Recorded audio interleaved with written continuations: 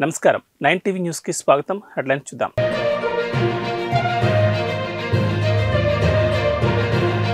కోడికత్తి case నిందితుడు శ్రీనుకు భారీ ఊరట, బెయిల్ మంజూరు చేసిన హైకోర్టు.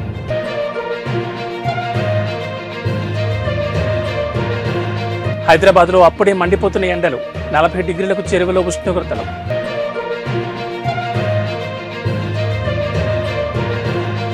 నిక్కీ హేలీకి దారుణ పరాభవం, నోటాలో సగం ఓట్లు కూడా రాలేదు.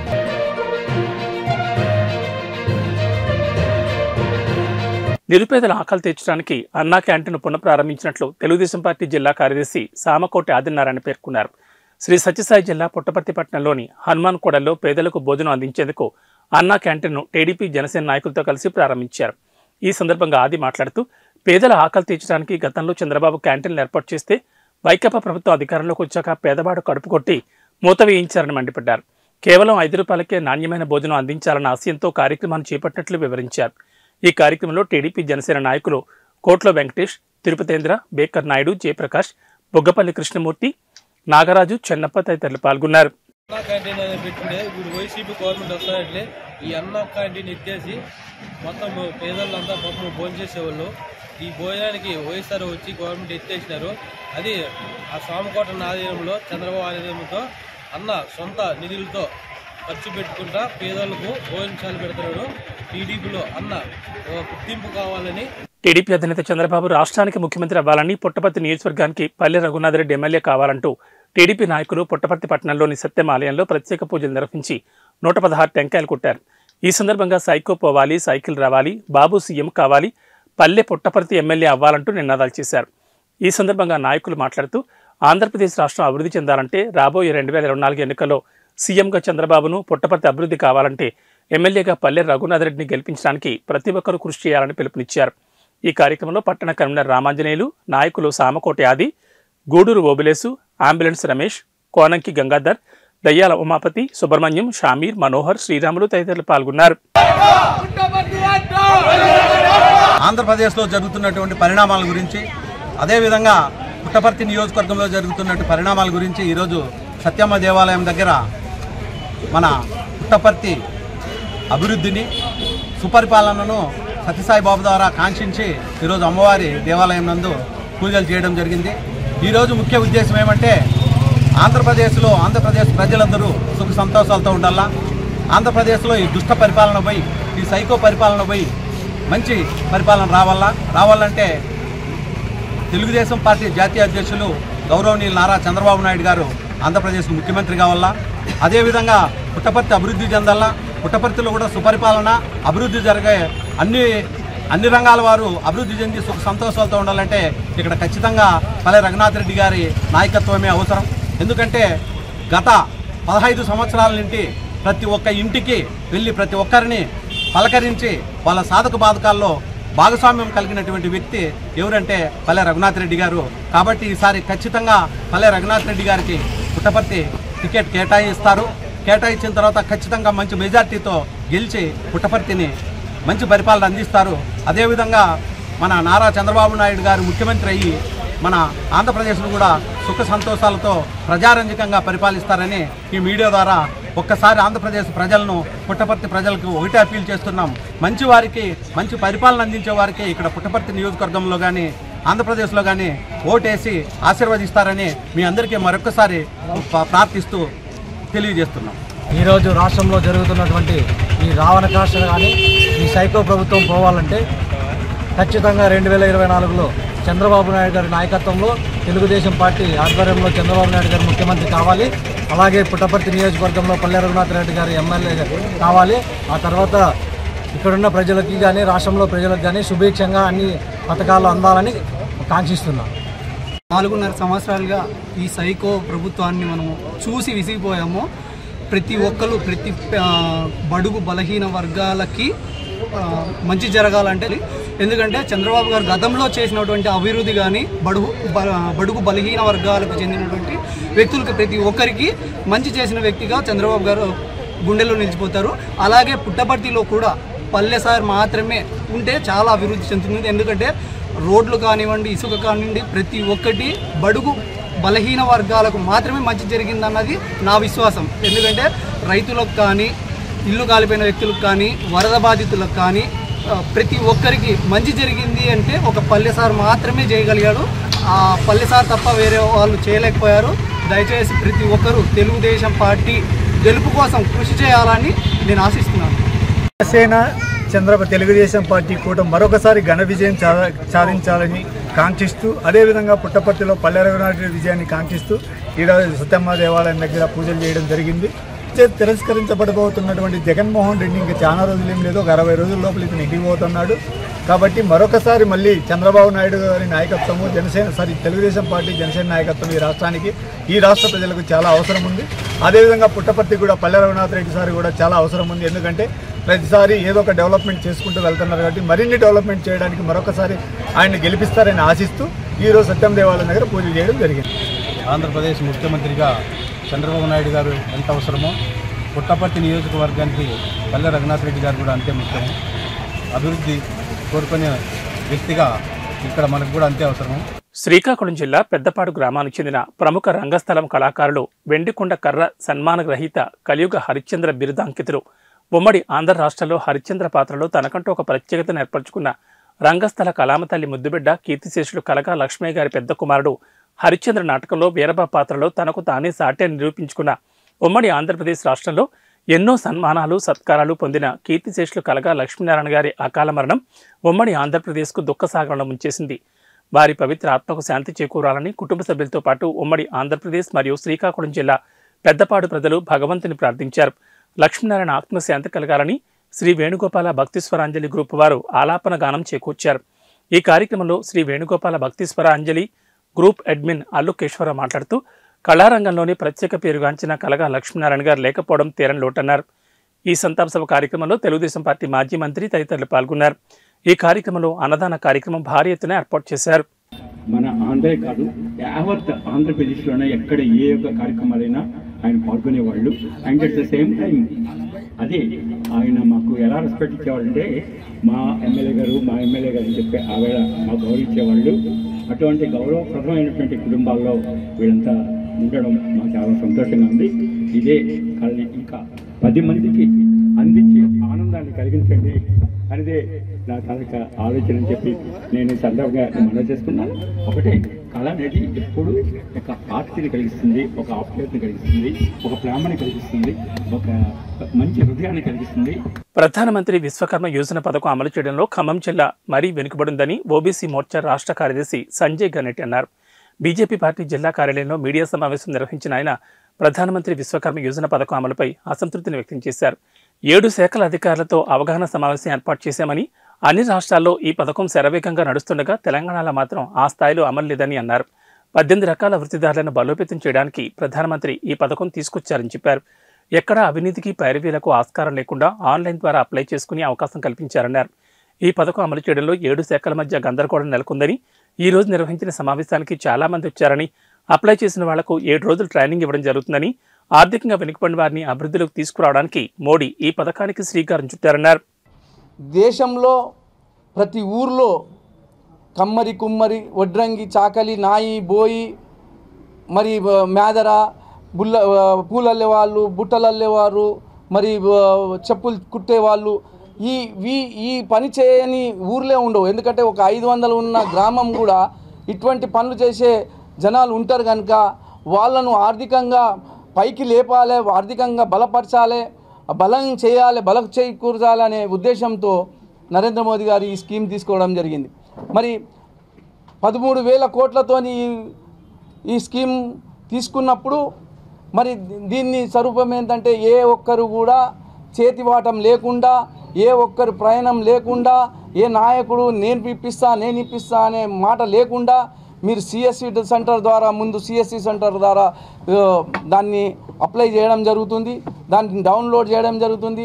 దానికి కావాల్సింది ఒక Aadhaar card plus bank account ఉంటే చాలు. ఎందుకంటే యాక్చువల్లీ రేషన్ కార్డు ఉంటే అది కుటుంబంలో ఉన్న 4 పేర్లు దాంట్లో ఉంటాయి కనుక అది లేకపోతే ఆ రేషన్ కార్డు మన దగ్గర చాలా మంది దగ్గర లేదు కనుక ఆ రేషన్ కార్డు బదులుగా ఉన్న ఇంట్లో 4 ఆ నలుగురిలో ఆధార్ కార్డు ప్లస్ ఒక బ్యాంక్ అకౌంట్ ఉంటే వాళ్ళు దాన్ని అప్లై చేసుకొని దాన్ని ఆన్లైన్గా దాని ప్రక్రియ మొదలవుతుంది. కాంగ్రెస్ పార్టీ ఎన్నికల హామీలు ప్రకటించిన విధంగా 6 గ్యారంటీల అమలు కట్టుబడి ఉందని, ఓటమి పాలైన బీఆర్ఎస్ నాయకులు అసహనానికి లోనై తప్పుడు ప్రచారాలు చేస్తున్నారని కాంగ్రెస్ ఖమ్మం జిల్లా నగర అధ్యక్షులు మహమ్మద్ జావీద్ స్పష్టం చేశారు. జిల్లా కాంగ్రెస్ కార్యాలయం సంజీవ్ రెడ్డి భవన్లో విలేకరుల సమావేశంలో ఆయన మాట్లాడుతూ బీఆర్ఎస్ నాయకుల తీరుపై ఆగ్రహం వ్యక్తం చేశారు. బీఆర్ఎస్ ఓటమిని జీర్ణించుకోలేక బీఆర్ఎస్ నాయకులు కాంగ్రెస్ పార్టీపై తప్పుడు ప్రచారం చేస్తున్నారని, ముఖ్యమంత్రి, డిప్యూటీ ముఖ్యమంత్రులపై నోటికి ఇష్టం వచ్చినట్లు మాట్లాడుతున్నారని, ఇలా ఇష్టం వచ్చినట్టు మాట్లాడితే కాంగ్రెస్ కార్యకర్తలు చూస్తూ ఊరుకోరని హెచ్చరించారు. ఈ కార్యక్రమంలో కాంగ్రెస్ కార్పొరేటర్లు, కాంగ్రెస్ మహిళా అధ్యక్షురాలు, కాంగ్రెస్ కార్యకర్తలు తదితరులు పాల్గొన్నారు. ఉద్యమకారుడైనటువంటి కేసీఆర్కి ఇస్తే బంగారు తెలంగాణని బాగుంటుంది అని చెప్పేసి అనుకుంటే ఆ రోజు శ్రీమతి సోనియా గాంధీ గారు దీన్ని బంగారు తెలంగాణగా ఆ రోజు ఉన్నటువంటి టీఆర్ఎస్ పార్టీ చేతిలో పెడితే దాన్ని ఆ బంగారాన్ని తీసుకెళ్లి తాకట్టు పెట్టి 7 లక్షల కోట్ల రూపాయలు అప్పు చేసింది ఈ ప్రభుత్వం, బీఆర్ఎస్ పార్టీ ప్రభుత్వం.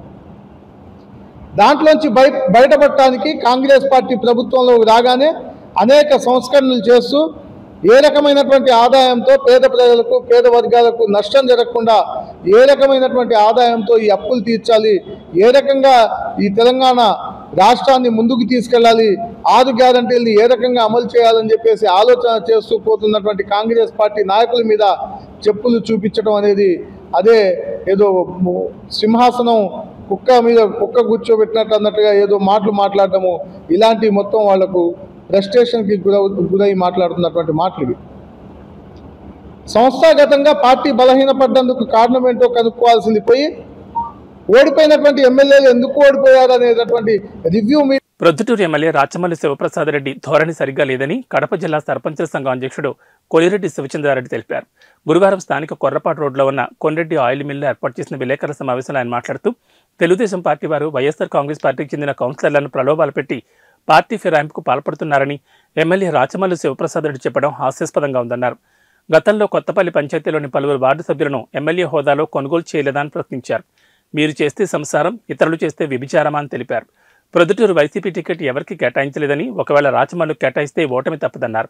వైఎస్ఆర్ కాంగ్రెస్ పార్టీ టికెట్ను నాతో పాటు ఇర్ఫాన్, రమేష్ యాదవ్, మురళీధర్ రెడ్లు కూడా ఆశిస్తున్నారని వివరించారు. ఈ కార్యక్రమంలో 13వ వార్డు కౌన్సిలర్ ఇర్ఫాన్, వెల్లాల భాస్కర్, చిలకల కృష్ణారెడ్డి, రఘునాథ్ రెడ్డి తదితరులు పాల్గొన్నారు. ఎవరైనా కానీ అంటే తెలుగుదేశం వాళ్ళు కానీ, వైఎస్ఆర్సీపీ వాళ్ళు కానీ, బీజేపీ వాళ్ళు కానీ ఎవరైనా కానీ అది తప్పే, కొనకూడదు. కానీ నువ్వు తప్పు చేసినావు, ఎంత ఇబ్బంది పెట్టాలని చూస్తున్నావు నువ్వు కొత్తపల్లె గ్రామ పంచాయతీ ప్రజలు. ఇప్పుడు ఈ మీడియా ద్వారా కొత్తపల్లె గ్రామ పంచాయతీ ప్రజలకు తెలుసు, అరే ఇట్లా కొన్నాడు అని. అదే మీడియా లేకపోతే నేను చాలా ఇబ్బంది పడేవాడిని. కానీ నా కొత్తపల్లె గ్రామ పంచాయతీలో ప్రజలకు అందరికీ తెలుసు ఈయన ఇబ్బంది పెట్టేది. నువ్వు చేస్తే శృంగారం, వేరే వాళ్ళు చేస్తే వ్యభిచారం. ఇది ఏంది? ఇది ఎవడు చేసినా కూడా తప్పేది. మేమైతే ఖండిస్తున్నాం చేయకూడదని. నువ్వు తప్పు చేసినావు, తప్పు చేసి ఆ తప్పును సరిదిద్దుకునేందుకు నువ్వు నిన్న వార్డు కౌన్సిలర్లను అందరినీ పెట్టి ఏ రోజైనా కానీ కౌన్సిలర్లను నువ్వు సక్రంగా చూసావా? చూడలే. ఇప్పుడు ఎలక్షన్లు వచ్చినాయని చెప్పి నీ టికెట్ కోసం నువ్వు ఎన్నో ప్రయత్నాలు చేస్తున్నావు. గౌరవ ముఖ్యమంత్రి వర్యులకు ప్రొద్దుటూరు గురించి ప్రతి ఒక్క విషయం తెలుసు. ఇక్కడ టికెట్ ఇస్తే ప్రస్తుతం ఉన్న ఆయనకి ఇస్తే కనుక ఏమవుతుంది, ప్రజల్లో ఎవరు మమేకమై ఉన్నారు, ప్రజలకు మద్దతు ఎవరు ఉంది, ప్రజలే కదా ఎన్నుకుండేది. ఆ ప్రజలు మా వైపు స్పష్టంగా ఉన్నారు. గౌరవ ముఖ్యమంత్రి వర్యులు సర్వే చేయించండి, మంచి సర్వే చేయించండి. ఎక్కడైనా కానీ ఏ టీ బంకుల్లో కానీ ఏ రాజకీయ రూముల్లో కానీ ప్రజలు మార్పు కోరుతున్నారు. ప్రొద్దుటూరు వైఎస్ఆర్సీపీ టికెట్ మార్పు కోరుతున్నారు. మార్పు కోరుతున్నారు కనుక మార్చకుంటే ఇక్కడ నేను వైఎస్ఆర్ కుటుంబానికి అమితంగా ప్రేమించేవాడిని కనుక ఇక్కడ సీటు కోల్పోవాల్సింది వస్తుంది. ఏ వర్గమైనా కానీ ఏ కులస్తులైనా కానీ ఇతను మారుస్తే బాగుంటుంది అని చెప్పి కోరుకుంటున్నారే కానీ నాకు టికెట్ నాకు అధిష్టానం ఇచ్చింది, నేను ప్రచారం చేస్తాను అని అన్నారు. ఏ అధిష్టానం ఏమైనా ఇస్తే మాకు చెప్పదా? మేము నీకంటే ముందు నుంచి వైఎస్ఆర్సీపీలో ఉన్నాం, వైఎస్ఆర్ కుటుంబాన్ని నమ్ముకొని ఉన్నాం, జగన్ సార్ పార్టీ పెట్టక ముందు నుంచి మేము ఉన్నాం. ఎన్ని అవమానాలు పడినా కూడా, ఎంత ఇబ్బందులు పడినా, ఎన్ని నష్టాలు వచ్చినా కూడా మేము ఓర్చుకొనే ఉన్నాం. ఎందుకంటే వైఎస్ఆర్ కుటుంబం అంటే మాకు ఎన్నలేని అభిమానం. మా అన్న ఎంతో గొప్పవాడు. 12 సంవత్సరాలు సర్పంచ్గా ఉన్నాడు కొత్తపల్లె గ్రామ పంచాయతీలో. ఎన్నో వేల కుటుంబాలకు తాలిబొట్లు ఇచ్చినటువంటి మా అన్న దేవుని చూసుకుంటారు ఈ రోజు గుడుగా. అట్లాంటి ఆయన గుడుగా వైఎస్ రాజశేఖర రెడ్డి గారి కోసం ప్రాణాలు అర్పించినాం. ప్రాణాలు ఇచ్చినా కూడా ఏ రోజు మేము బాధపడలేదు. వైఎస్ఆర్ కుటుంబం కోసం మళ్ళీ ప్రాణాలు ఇచ్చేదానికైనా సిద్ధంగా ఉన్నాం. అంటే ఇక్కడ ఉండే వాళ్ళ ఒపీనియన్ ఏమంటే, అందరు ప్రజాభిప్రాయం ఎలా ఉందంటే, బజార్ లేకపోయినా, బస్ స్టాండ్ లేకపోయినా, బట్టల షాపులు అడిగినా, బంగారంగల్లో అడిగినా, ఎనీ ప్లేస్లో ఎక్కడ టీ అంగల్లో అడుగు, ఎవరినైనా అడుగు, ప్రజలను ఎక్కడ 10 మంది గుంపుంటే అడిగితే వాళ్ళంతా మార్పు కోరుకుంటున్నారు, రాచమల్లి ప్రసాద్ రెడ్డి వద్దని కోరుకుంటున్నారు అనే ఉద్దేశంతో వేరే వాళ్ళ పార్టీ ఒక సీటు పోయినా కూడా ముఖ్యమంత్రి నష్టపోయే అవకాశం ఉంది. కాబట్టి ఒక సీటు పోయినా కూడా ఇక్కడ వైఎస్ఆర్ అభిమానులుగా, అంటే అన్నగారు చెప్పినట్టు పులివెందుల తర్వాత పొద్దుటూరులో రాజశేఖర రెడ్డికి ఎక్కువగా అభిమానం ఉంది, అభిమానులు ఉండారు, ఆయన కుటుంబాన్ని ఫాలో అవుతున్నారు, ఓట్లు వేస్తున్నారు. కాబట్టి మనం ఖచ్చితంగా మార్పు కోరుకుంటే, మన జగన్ రెడ్డిని మళ్ళా ముఖ్యమంత్రిగా చూడాలంటే ఖచ్చితంగా మన మార్పు కావాలనే ఉద్దేశంతో ఈ ప్రెస్ మీట్ పెట్టడం జరిగింది. ఇది వినకపోతే తర్వాత మన సోదరులందరూ మేమంతా కలిసి ఒక నిర్ణయం తీసుకొని ఆ నిర్ణయానికి ఒక కార్యాచరణ రూపొందించి ప్రచారం చేయడమా, దాన్ని ఏమి అనేది పార్టీ నుంచి పిలుపు వస్తుందా, దాని తర్వాత మా పార్టీ అధినాయకులకు కానీ, మా పార్టీ అధిష్టానాన్ని కానీ మేము తెలియజేసేది ఏంటంటే, సర్వేలు చేయించండి. ఒక్కటి కాదు, 4 టీంలతో కానీ 5 టీంలతో కానీ ఒక మంచి సర్వేలు చేయించండి. మీకు ఆ సర్వేల్లో ఏ అభ్యర్థి అయితే గెలుపొందగలుగుతారో, గెలుస్తారనే భావన మీకు నమ్మకం కలిగితే వాళ్ళకే ఇవ్వండి. అంతేగాని ఇలాగా ఏకపక్షంగా సీట్లు ఇవ్వడం కానీ, ఏదన్నా రేపటి రోజు మనకు ఎదురుగాలు వస్తే ఎలా అని చెప్పి నేను ఈ సందర్భంగా తెలియజేస్తా ఉన్నాను. ప్రొద్దుటూరులో 60,000 ఓట్లు మైనార్టీ ఓట్లు ఉన్నాయి. దాదాపుగా 70-80 ఓట్లు బీసీలకు ఉన్నాయి. ఇది వైనాట్ మైనారిటీ, వైనాట్ బీసీ ప్రొద్దుటూరులో ఎందుకు రాకూడదు? అందుకనే ఇది మేము తెలియజేసేది ఏంటంటే, బీసీలకు కానీ మైనారిటీలకు కానీ ఒక అవకాశం ఇవ్వాలని చెప్పి. రాబోయే తెలుగుదేశం జనసేన పార్టీల ఉమ్మడి ప్రభుత్వంలో యువత ఉపాధి అవకాశాలపై ప్రత్యేక శ్రద్ధ తీసుకుంటామని జనసేన పార్టీ ప్రధాన కార్యదర్శి కొణిదెల నాగబాబు అన్నారు. బుధవారం సాయంత్రం జనసేన నర్సీపట్నం నియోజకవర్గ కార్యకర్తల ఆత్మీయ సమావేశంలో ఆయన పాల్గొన్నారు.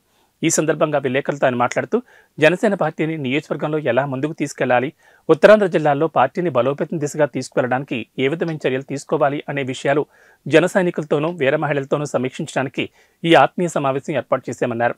తెలుగుదేశం జనసేన ఉమ్మడి ప్రభుత్వం వచ్చిన తర్వాత యువతను నిర్వీర్యం చేసే గంజాయి వంటి మత్తు పదార్థాలను ఉక్కుపాదంతో అణచివేస్తామన్నారు. రైతాంగాన్ని బలోపేతం చేస్తామన్నారు.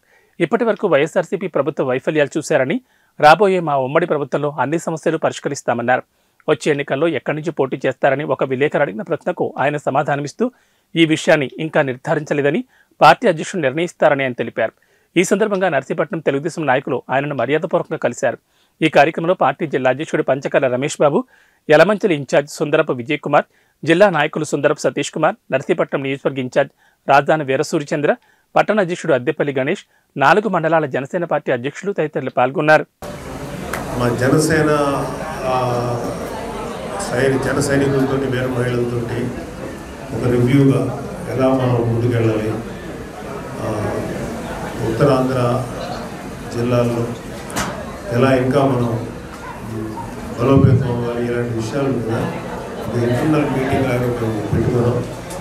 సో దట్ ఆ పర్పస్లో వచ్చారు. సో అది ఇంటర్నల్ మీటింగ్ కాబట్టి రైట్లో మీరు అంటే అవి ఇంటర్నల్ మీటింగ్ అంటే ప్రెస్ లేకుండా చేయాలనుకున్నాం. బట్ మీకు ఏదన్నా ఒక 2-3 క్వశ్చన్లు అడిగితే దీనికి సమాధానం చెప్పేస్తే మేము బాగా చేస్తాం. స్థానిక సమస్యలు చాలా ఉన్నాయి నియోజకవర్గంలో. ఇక్కడ నాగవరంలో కానీ, మాకారపురంలో కానీ, నర్సీపట్నంలో కానీ ప్రధాన సమస్యలు ఉన్నాయి. ప్రధానంగా నర్సీపట్నంలో గాంజాయికి యువత ఎడిట్ పడుతుంది, దానిపై ప్రత్యేక దృష్టి సారించాలి. మీరు ఎలాంటి హామీ ఇవ్వగలుగుతుందో చెప్పండి. గంజాయి అనబడే కాన్సెప్ట్ని జనసేన టీడీపీ అలయన్స్ వచ్చిన తర్వాత ఐరన్ హ్యాండ్తో అణిచేస్తాం.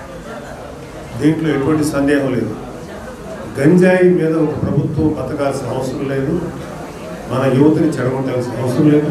యువతకి మంచి భవిష్యత్తు ఇవ్వాలంటే ముందు ఈ గంజాయి కాల్సి, ఎందుకంటే ఎక్కడ భారతదేశంలో ఎక్కడ గంజాయి దొరికినా మూలాలు వైజాగ్, అరకు ఏరియా చెబుతున్నారు. సో జనసేన వచ్చిన ప్రభుత్వం, జనసేన టీడీపీ అలయన్స్ ప్రభుత్వం వచ్చిన తర్వాత ఐరన్ హ్యాండ్ తోటి ఇప్పుడు నడిచేస్తాం. ఏమి చేస్తే రైతాంగానికి రక్షించబడుతుందో ఈ రైతాంగానికి సపోర్ట్ ఇస్తాం. ఉన్న వైసీపీ ప్రభుత్వం వాళ్ళకి వైఫల్యం కాబట్టి ఖచ్చితంగా ఇక్కడ మన మీకు దీనికి సంబంధించి ఉన్నాయి. డంపింగ్ యార్డ్కి సంబంధించిన మన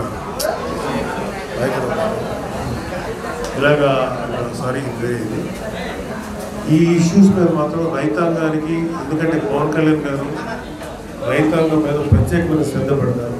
ఖచ్చితంగా దాని మీద కూడా మేము యాక్షన్ తీసుకుంటాం. ఇంకేం కావాలంటే ఏం చేస్తాం, ప్రజలకి ఎటువంటి చేస్తే హెల్ప్ అవుతుందో, ఎటువంటి చర్యలు తీసుకుంటే ఉపయోగపడుతుందో జనసేన టీడీపీ తీసుకోవడం జరుగుతుంది. ఎందుకంటే ఇప్పుడు దాకా మీరు ఒక వైసీపీ ప్రభుత్వంలో వైఫల్యాన్ని చూశారు.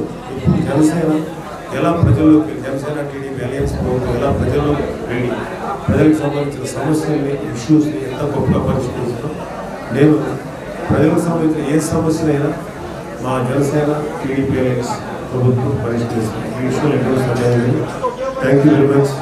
ఈ ఇన్సూరెన్స్ మార్చి 31తో అయిపోతుంది. ఎన్నికల సమయం కాబట్టి ఎవరికి భారం కాకుండా మన జన సైనికులు వీర మహిళల తరపున వాళ్ల భద్రత కోసం 3.5 కోట్లు నేను కడతానని జనసేన పార్టీ అధినేత పవన్ కళ్యాణ్ అన్నారు. ఈ స్కీమ్, ఈ ఇన్సూరెన్స్ టైం అయిపోతూ ఉంది, ఎలక్షన్లు వచ్చేస్తున్నాయి, ఏం చేయాలంటే నేను ఒకటే చెప్పాను. ఈ వచ్చే కొద్ది నెలల వ్యవధి, ఈ 3 నెలలు 4 నెలలకి వచ్చే మన జన సైనికులకి వేయకుండా నేను ప్రత్యేకంగా నేను తీసుకుంటాను. ఆ డబ్బులు నేను సినిమా చేసిన సంపాదన నుంచి నేను తిరిగి మన జన సైనికులకి ఇస్తానని చెప్పి 3.5 కోట్ల రూపాయలు ఎవరికి భారం కాకుండా ఈ 3.5 కోట్ల రూపాయలు జన సైనికుల తరపున. హైదరాబాద్ నీలోఫర్ హాస్పిటల్లో అగ్ని ప్రమాదం జరిగింది. హాస్పిటల్ మొదటి అంతస్తులో ల్యాబ్లో అగ్ని ప్రమాదం చోటు చేసుకుంది. హాస్పిటల్ పరిసరాలన్నీ పొగతో నిండిపోయాయి. దీంతో పిల్లల తల్లిదండ్రులు భయాందోళనకు గురయ్యారు.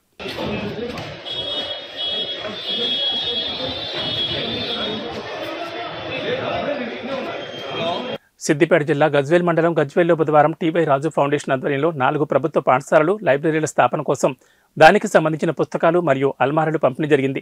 ఈ కార్యక్రమానికి ఆయా పాఠశాలైన అహ్మదీపూర్, చేబర్తి, మస్జిద్పల్లి, బొరుగుపల్లికి చెందిన ప్రధానోపాధ్యాయులు వ్యక్తిగతంగా హాజరై వారికి సంబంధించిన లైబ్రరీ మెటీరియల్ స్వీకరించారు. ఈ కార్యక్రమాన్ని పురస్కరించుకుని టీవైఆర్ ఫౌండేషన్ చైర్మన్ టి రాజు మాట్లాడుతూ గజ్వేల్ ప్రాంతంలో గల ప్రభుత్వ పాఠశాలలో ఇలాంటి అనేక లైబ్రరీలు స్థాపించడానికి ఆసక్తి చూపిస్తున్నట్లుగా తెలిపారు. కాబట్టి ఎవరైనా వారి ప్రాంతాల్లో లైబ్రరీలు స్థాపించాలని భావించుకుంటే టీవైఆర్ ఫౌండేషన్ సంప్రదించాలని కోరారు. ప్రస్తుతం ఈ సంస్థ ద్వారా గజ్వేల్లో టీవైఆర్ ఫ్రైడ్ బిల్డింగ్లు 2-3 అంతస్తుల్లో ఒక ఆధునిక లైబ్రరీ మరియు నాలెడ్జ్ సెంటర్ నడపడుతుందన్నారు. దీనిలో అనేక పుస్తకాలు, ఈ లైబ్రరీకి సంబంధించిన వేలాది కంప్యూటర్ పుస్తకాలు మరియు అనేక మ్యాగజైన్స్, అలాగే ఒక నెలకు 150,000 కాపీలు తీసే సౌకర్యం ఉన్న జిరాక్స్ మిషన్ కూడా అందుబాటులో ఉందన్నారు. అలాగే ఒక ఫ్లోర్ మొత్తం సుమారు 3,200 చదరపు గజాల కోచింగ్ క్లాసులకు సరిపడా స్థలం జోపకార కార్యక్రమాలకు ఉచితంగా ఇవ్వడం జరుగుతుందన్నారు. అలాగే హైదరాబాద్లో గల సెంట్రల్ లైబ్రరీ చిక్కడపల్లి నందు కూడా ఔత్సాహిక ఉద్యోగాలు కావాల్సిన అన్ని రకాల కాంపిటేటివ్ ఎగ్జామినేషన్స్ పుస్తకాలతో ఫౌండేషన్ లైబ్రరీని కూడా త్వరలో స్థాపిస్తున్నామని తెలిపారు.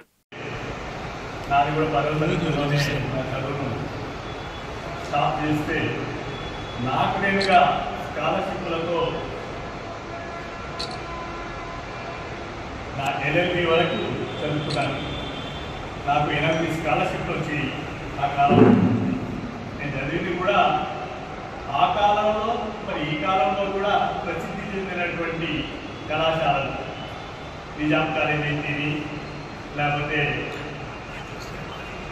యూనివర్సిటీకి సంబంధించిన లా కాలేజ్ ఏంటిది. సో వాటిలలో కూడా నేను నా డిగ్రీ నుంచి ఒక ఇంటర్లో 17 రూపాయలు కట్టినట్టున్నాను నాకు తెలిసిన వరకు. ఆ తర్వాత నుంచి నా కాలేజీకి ₹1, నా హాస్టల్కి ₹1 మాత్రమే కట్టాను.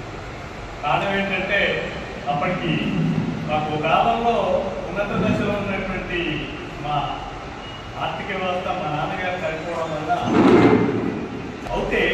ఆ కాలంలో నాకు freeship, bursary, national loan, Nizam trust fund, Tata some ventures or something is there, then BC scholarship, BC hostel, ఇట్లా 8 స్కాలర్షిప్లు వచ్చేది. ఆ తర్వాత నాకు మళ్ళీ ఇంటి గురించి ఆలోచించే అవసరం లేకుండా పోయింది.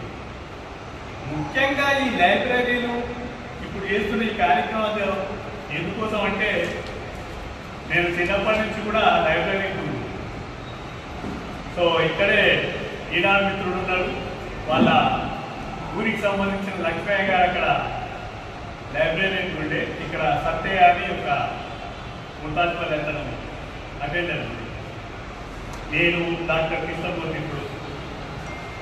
సో మేము ఆల్మోస్ట్ ఆల్ మాకు ఆ ఇన్స్టిట్యూట్స్ ఏమున్నాయి, చదువుకోవడానికి అవసరం ఉన్నటువంటి డబ్బులు ఎక్కడ దొరుకుతాయి, స్కాలర్షిప్స్, ప్రైవేట్ ఏమిస్తుంది, గవర్నమెంట్ ఏమిస్తుంది అంటే మనం చదువుకున్న తర్వాత జాబ్స్, ఏ జాబ్స్ ఉంటాయి, గ్రూప్ 1, గ్రూప్ 2, గ్రూప్ 3, దాంతో పాటుగా సకలం రైల్వే సర్వీసే కానీ, బ్యాంకింగ్ సర్వీసే కానీ అన్ని సంస్థలకు సంబంధించినటువంటి ఇన్ఫర్మేషన్ సెంటర్ కూడా ఒకటి పెట్టాం. ఆల్మోస్ట్ ఆల్ దాన్ని ఇప్పుడు ఒక 30 to 40% అయింది, ఇంకా కొంచెం ఉంది. విచిత్రం ఏంటంటే ఆ ప్రాజెక్టుని హైదరాబాద్ తీసుకొస్తే వెళ్తే ఆ ప్రాజెక్ట్ టోటల్ నేను అనుకున్నది చేయాలంటే ప్రతి ఒక్కరు చేస్తాం అంటున్నారు, 10 లక్షలు 14 లక్షలు అంటున్నారు, ఇప్పటికీ 5-6 లక్షలు అయింది. కాబట్టి చూపించారు. కాబట్టి చక్కగా మేము సొసైటీ మాకు ఇంకా చదివించింది.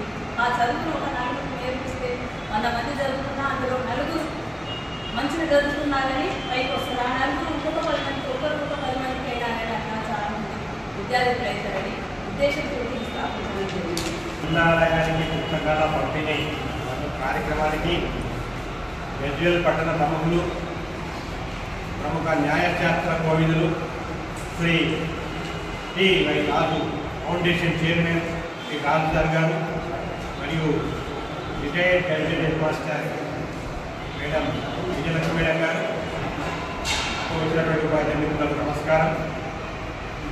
విద్య నిగూఢ గుప్తమో విత్తము రూపము పురుషాలకి విద్వాన్ సర్వత్ర పూజ్యతే. విద్యావంతుడైన వాడు ప్రపంచంలో ఎక్కడైనా ఎక్కగలుగుతారనే నానుడిని నిజం చేస్తూ మరి వారు go to back, you to society, you to nation అని చెప్పి రాజుగారికి మా బాలుపల్లి తరఫున మా ఉపాధ్యాయ ఏబీ బులెటిన్ విశేషాలు. నమస్కారం.